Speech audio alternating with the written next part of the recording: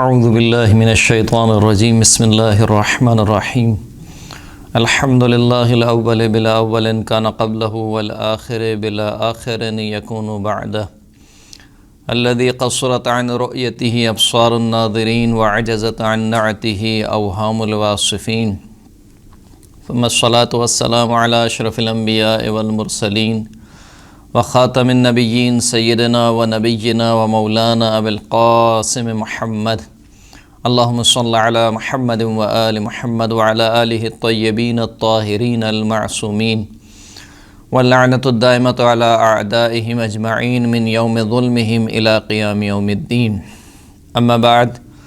فقد قال اللہ سبحانہ وتعالی فی کتابہ المجید والفرقان الحمید وہو اصدق الصادقین بسم اللہ الرحمن الرحیم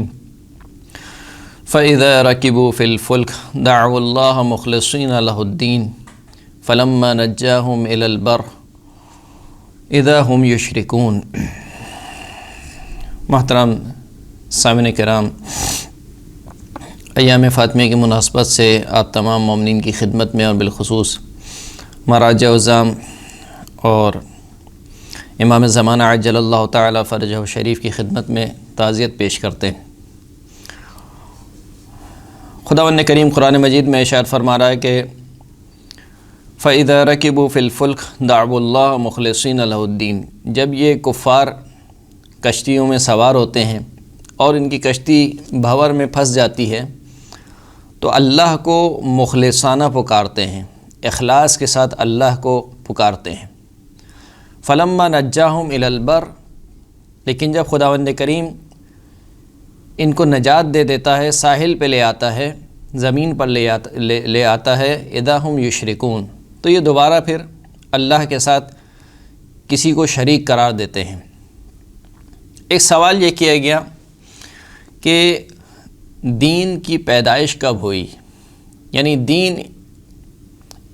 انسانی معاشرے میں کب سے رائج ہوا۔ اس سوال کے جواب میں جو اسلام کی تھیوری ہے وہ یہ کہ جب سے انسان ہے، انسان کے ساتھ ساتھ اس کی رگ و جان میں اللہ نے دین کو رکھا ہے۔ فطرت اللہ التی فطر الناس علیہا، اللہ کی فطرت وہ ہے کہ جس پر اللہ نے لوگوں کو خلق فرمایا۔ تو جب سے انسان خلق ہوا ہے، اللہ نے اس کی فطرت میں توحید کو، اللہ نے اس کی فطرت میں خدا پرستی کو رکھا ہے۔ اسی وجہ سے انسان خدا کو ڈھونڈتا ہے، خدا کی جستجو کرتا ہے، یہاں تک کہ عالم ذر میں خداوند کریم فرماتا ہے کہ ہم نے تمام انسانوں کو جمع کیا۔ وَإِذْ أَخَذَ رَبُّكَ مِن بَنِي آدَمَ مِن ظُهُورِهِمْ ذُرِّيَّتَهُمْ وَأَشْهَدَهُمْ عَلَىٰ أَنفُسِهِمْ أَلَسْتُ بِرَبِّكُمْ قَالُوا بَلَىٰ شَهِدْنَا، کہ جب تمہارے پروردگار نے بنی آدم سے یہ عہد و پیمان لیا کہ کیا میں تمہارا پروردگار نہیں ہوں، کیا میں تمہارا رب نہیں ہوں، قالوا بلا، سب نے کہا یہ آواز ہو کہ کیوں نہیں، آپ ہی ہمارے پروردگار ہیں، شہدنا، اور ہم اس کی گواہی دیتے ہیں، شہادت دیتے ہیں۔ پھر خداوند کریم فرماتا ہے کہ ہم نے یہ کام کیوں کیا، ہم نے جو عالم ذر میں تم سے عہد و پیمان لیا تھا کہ دیکھو میں تمہارا پروردگار ہوں، یعنی عالم ذر میں تمہیں پہچانوا دیا گیا ہے کہ تمہارا پروردگار کون ہے، یہ کام کیوں کیا گیا؟ ان تقولوا یوم القیامت انا کنا عن ھذا غافلین، کہ کہیں ایسا نہ ہو کہ قیامت کے دن جب تمہاری باز پرس ہو تو تم یہ کہو کہ ہم تو اس بات سے غافل تھے، یعنی تمہارا یہ عذر قابل قبول نہیں ہوگا قیامت کے دن، اس لیے کہ ہم نے تمہاری پیدائش سے پہلے عالم ذر میں تمہیں اپنی معرفت کرا دی، توحید کی معرفت کرا دی، تو اب قیامت کے دن تمہارا یہ عذر قابل قبول نہیں ہوگا کہ ہم تو اس سے غافل تھے۔ یا تم یہ کہو وَأَن تَقُولُوا إِنَّمَا أَشْرَكَ آبَاؤُنَا، کہ جو شرک کرتے تھے وہ تو ہمارے باپ دادا کرتے تھے اور ہم تو ان کی ذریت میں سے ہیں، یعنی ہم اگر مشرک ہیں تو اس میں ہمارا قصور نہیں ہے، کیونکہ ہمارے باپ دادا مشرک تھے، وہ اسی دین پر تھے، ہم نے اسی دین کو اپنا لیا۔ تو خداوند کریم کہہ رہا ہے کہ نہیں، یہ عذر بھی تمہارا قابل قبول نہیں ہوگا، اس لیے کہ عالم ذر میں تمہیں پہچانوا دیا گیا۔ تو اسلام کی تھیوری یہ ہے کہ جب سے انسان ہے اس کے ساتھ ساتھ دین اور مذہب ہے۔ بالکل اسی طریقے سے جس طریقے سے جب سے انسان ہے اس کے ساتھ بھوک اور پیاس ہے. بھوک کا لگنا ایک فطری عمل ہے، پیاس کا لگنا ایک فطری عمل ہے. اب اگر کوئی شخص یہ سوال کرے کہ کب سے انسانی معاشرے میں بھوک راج ہوئی، کب سے انسان کو بھوک لگنا شروع ہوئی، تو یہ سوال بے معنی ہے، اس لیے کہ خود انسان کی ذات کا حصہ ہے. جب سے انسان ہے جب سے بھوک ہے. بالکل اسی طریقے سے خدا نے مذہب کو یا دین کو یا خدا کی طرف متوجہ ہونے کو انسان کی فطرت میں رکھ دیا. تو جب سے انسان ہے جب سے انسان میں دین کی جستجو اور دین کی طرف تمایل اور میل رکھنا خداوند کریم نے اس کی فطرت میں رکھ دیا. یہ اسلام کی تھیوری ہے. اس کے مقابل میں ایک تھیوری پیش کی گئی جو مغربی فلاسفر اور دانشمندوں کی جانب سے پیش کی گئی، جن میں سے ایک فلاسفر کا نام برٹرانڈ رسل ہے اور دوسرے کا نام فرائیڈ ہے. اسی طریقے سے ایک دو اور مغربی فلاسفر ہیں جنہوں نے ایک تھیوری پیش کی. جب ان سے سوال کیا گیا کہ دین کی پیدائش کب ہوئی اور دین انسانی معاشرے میں کب سے رائج ہوا، تو برٹرانڈ رسل نے ایک کتاب لکھی جس کا نام تھا why I am not Christian, جس کا فارسی میں ترجمہ ہوا کہ چرا مسیحی نیستم. اس کتاب میں اس نے لکھا کہ انسانی معاشرے میں دین کی پیدائش کا سبب دو چیزیں ہیں، ایک ہے خوف اور ایک ہے جہالت. اسی قسم کی بات فرائیڈ نے بھی کی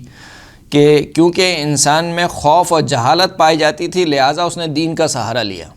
اچھا، یہ تھیوری کیا ہے؟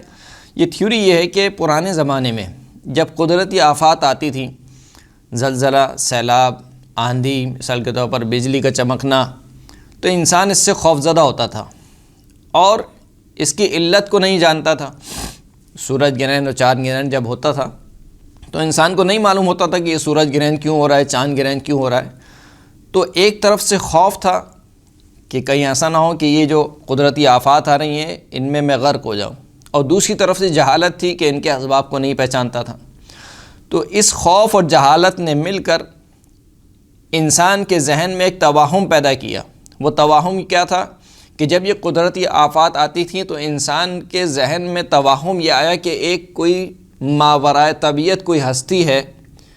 کہ جب وہ ناراض ہو جاتی ہے تو یہ قدرتی آفات آتی ہیں، لہٰذا اس ماورائے ہستی کو راضی کیا جائے. کیسے راضی کیا جائے؟ پھر سہارا لیا گیا دین کا، مثال کے طور پر مذہب کا. اب دین سے یہاں پہ مراد دین اسلام نہیں ہے، کسی بھی دین یا کسی بھی مذہب کا. تو اس خوف سے نجات کیسے حاصل کی جائے، کس طریقے سے اپنی جو وحشت ہے اس کو مٹایا جائے، اپنے خوف کو مٹایا جائے، تو کہا کہ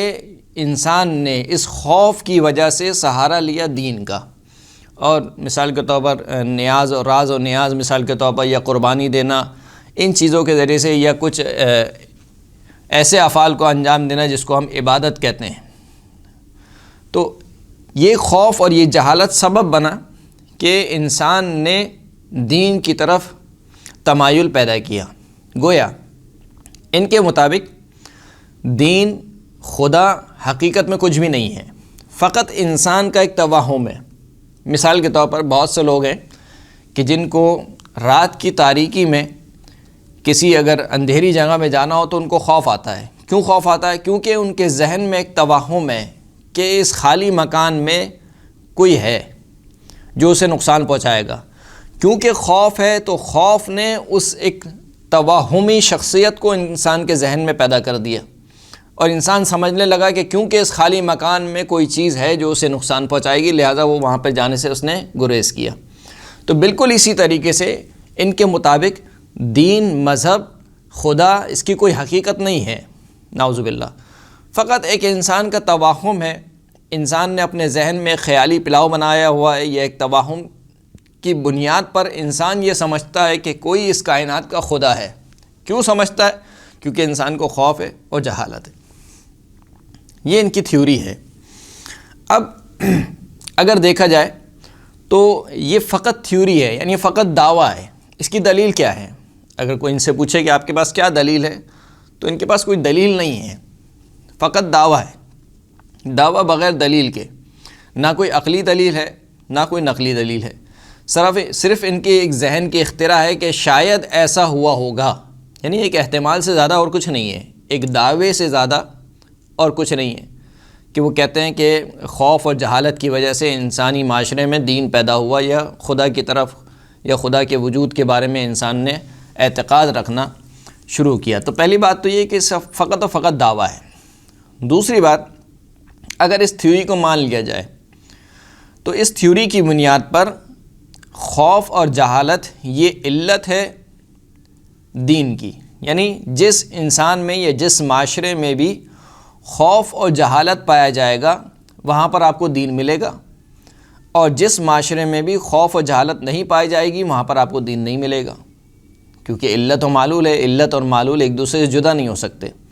اگر آپ کہتے ہیں کہ دین کی اختراع یا دین کی پیدائش کا سبب خوف و جہالت ہے، اس کا مطلب ہے کہ جس معاشرے میں بھی خوف و جہالت پائی جائے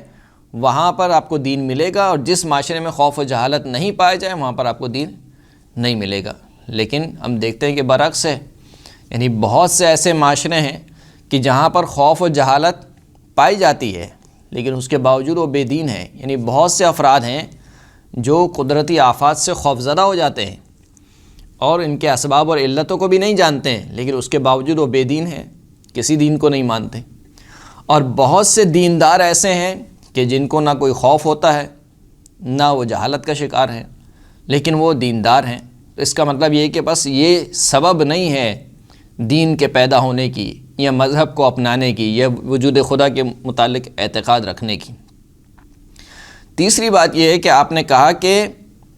جو پرانے زمانے کے لوگ تھے کیونکہ ان میں خوف اور جہالت پائی جاتی تھی، تو آج کے زمانے میں جہاں پر سائنس اتنی ترقی کر چکی ہے، جہاں اسباب معلوم ہو چکے ہیں،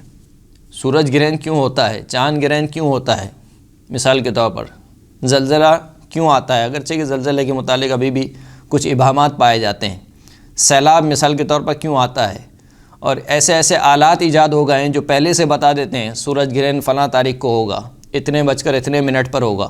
یعنی اتنی انسان نے ترقی کر لی ہے، وہ جہالت جسے آپ کہہ رہے تھے وہ جہالت تو آج ختم ہو گئی۔ تو اس کا مطلب یہ کہ آج کے زمانے میں تو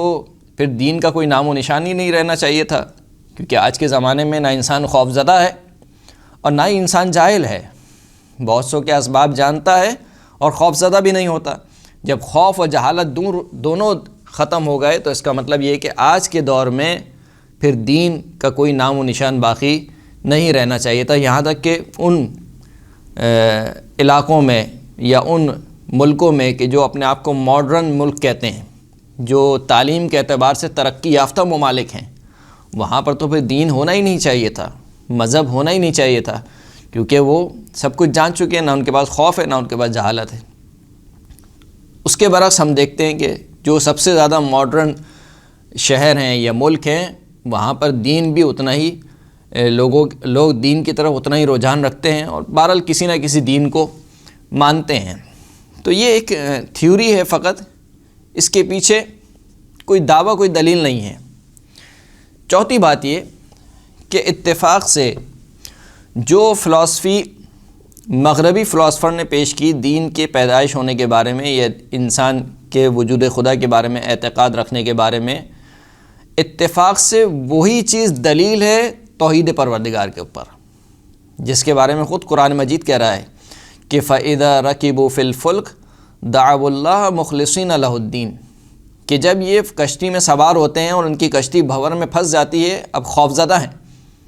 جب خوفزدہ ہیں اور تمام اسباب منقطع ہو چکے ہیں، یعنی اب یہ موت کو اپنے سامنے دیکھ رہے ہیں، دعوا اللہ مخلصین لہ الدین، تو اللہ کو اخلاص کے ساتھ پکارتے ہیں، لیکن جب اللہ ان کو نجات دیتا ہے تو پھر دوبارہ مشرک ہو جاتے ہیں۔ اس کا مطلب یہ ہے کہ جس چیز کو آپ فائدہ یا نتیجہ سمجھ رہے ہیں، یعنی جو چیز فائدہ یا نتیجہ تھی اس کو آپ نے علت قرار دے دیا۔ میں اور واضح کر دوں اپنی بات کو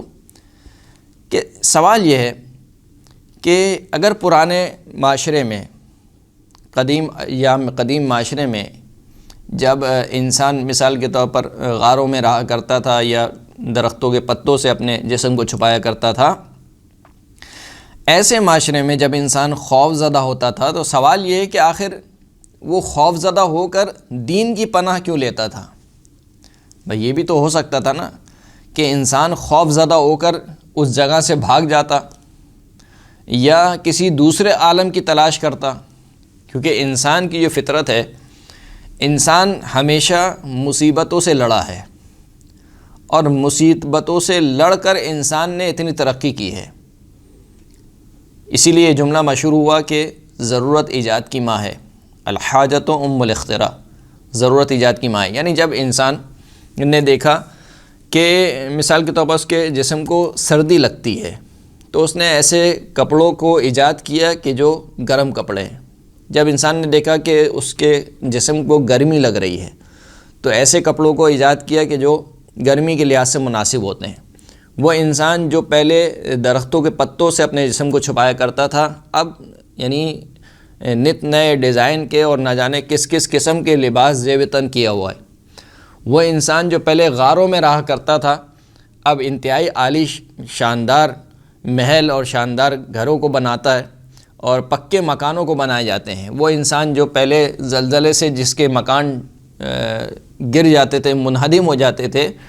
آج کے زمانے میں وہی انسان ایسی بلڈنگیں بنا رہا ہے کہ جس کو زلزلے سے کوئی نقصان نہ پہنچے۔ تو پھر اس کا مطلب یہ ہے کہ انسان مشکلوں سے لڑتا ہوا آیا ہے۔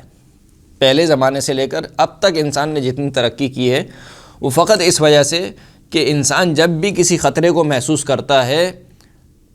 تو انسان یہ سوچتا ہے کہ اس سے نجات کیسے ملے گی، اس سے کیسے میں محفوظ رہوں گا۔ لہٰذا انسان نے جو اتنی ترقی کی ہے وہ اس وجہ سے کی ہے۔ اب اگر کہا جائے کہ نہیں پہلے کے انسانوں میں خوف ہوتا تھا تو وہ خوف کے مارے اللہ کی طرف رجوع کیوں کرتے تھے، کیوں دین کی پناہ لیتے تھے، کیوں انہوں نے اس خوف سے لڑنے کا کوئی طریقہ ایجاد نہیں کیا؟ اس کا مطلب یہ ہے کہ خدا کے متعلق وجود خدا کے متعلق یا خدا کے اعتقاد کے متعلق انسان کی فطرت میں پہلے ہی رکھ دیا گیا اور خوف بعد میں لاحق ہوا۔ یعنی انسان پہلے وجود معتقد ہے، پھر انسان کو خوف لاحق ہوا ہے، کیونکہ خوف کے زمانے میں یا خوف کے وقت جب تمام کے تمام انسان سے مادی اسباب منقطع ہو جاتے ہیں تو وہ اپنی فطرت کی طرف رجوع کرتا ہے۔ تو بس خوف علت نہیں ہے وجود خدا کے اعتقاد کی، بلکہ انسان خوف کی طرف کیوں رجوع کرتا ہے، خوف کے عالم میں کیوں رجوع کرتا ہے خداوند کریم کی طرف؟ کیونکہ خداوند کریم کا اعتقاد انسان کی فطرت میں رکھ دیا گیا ہے، لہٰذا خوف کے عالم میں انسان رجوع کرتا ہے خداوند کریم کی طرف۔ کیوں رجوع کرتا ہے خوف کے عالم میں؟ کیونکہ جب انسان دیکھتا ہے کہ اب مجھے کوئی بچانے والا نہیں ہے، اب میرے تمام مادی اسباب ختم ہو چکے ہیں، میں جتنا لڑ سکتا تھا میں لڑ گیا، میرے پاس کچھ بھی نہیں رہا، لیکن اس کے باوجود ابھی بھی اس کے دل میں، اس کے جان میں ایک ایسی ہستی کے بارے میں معرفت ہے جس کے بارے میں وہ سمجھتا ہے کہ وہ ہستی مجھے ابھی بھی بچا سکتی ہے۔ اسی لیے کہا کہ جب ان کی کشتی بھنور میں پھنستی ہے تو یہ اخلاص کے ساتھ اللہ کو پکارتے ہیں، یعنی اس عالم میں انسان اپنی فطرت کی طرف پلٹتا ہے اور اپنی فطرت کی بنیاد پر خداوند کریم کو پکارتا ہے۔ تو بس اتفاق سے جو تھیوری مغربی فلاسفر نے پیش کی وہ ایک طریقے سے بہترین دلیل ہے وجود خدا کے اوپر، کہ اگر وجود خدا کا اعتقاد نہ ہوتا انسان کے ذہن میں اور وجود خدا فطری نہ ہوتی، وجود خدا کی معرفت، تو انسان کبھی بھی خوف کے عالم میں دین کی پناہ نہ لیتا، خداوند کریم کے وجود کا اعتقاد نہ رکھتا، کیونکہ وہ چیز فطری تھی۔ لہٰذا انسان نے خوف کے عالم میں، ہر انسان نے، چاہے وہ افریقہ کا رہنے والا ہو، چاہے وہ دنیا کے کسی بھی جگہ کا رہنے والا ہو، اور یہ چیز بات پر دلالت کرتی ہے کہ ہر انسان چاہے وہ مختلف زبان بولتا ہو یا اس کا رنگ و نسل مختلف ہو، کسی بھی قوم و قبیلے سے تعلق ہو، وہ پھر بھی اس حالت میں خوف کے عالم میں رجوع کر رہا ہے اللہ کی طرف۔ اب وہ اللہ کس کو کہتا ہے اس سے بحث نہیں ہے، ممکن ہے وہ کسی بت کو خدا بنا لے، ممکن ہے وہ سورج کو خدا بنا لے، لیکن بہرحال ایک خدائی کانسیپٹ اس کے ذہن میں آیا ہے۔ اس کا مطلب یہ ہے کہ جب ہر انسان، دنیا کے کسی بھی کونے کا انسان ایک خدا کے کانسیپٹ کی طرف رجوع کر رہا ہے، تو اس کا مطلب یہ ہے کہ خدائی وجود ایک فطری عمل ہے اور ایک فطری معرفت ہے جو خداوند کریم نے انسان کے جان اور اس کے اعماق میں رکھی ہے۔ وآخر الدعوانا الحمد للہ رب العالمین۔